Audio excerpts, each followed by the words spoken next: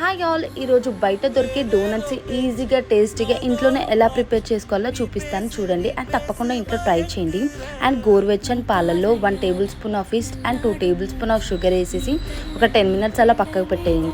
10 minutes తర్వాత east అనేది మంచిగా పొంగుతుందండి. సో ఇంకా 1.5 కప్ మైదాలు, 2 table spoon of sugar powder and చిటికెడు సాల్ట్ వేసేసుకొని ఫర్మెంట్ అయింది కదా ఈస్ట్ని అయితే ఇందులో పోసేసుకొని మంచిగా మిక్స్ చేసుకోవాలి.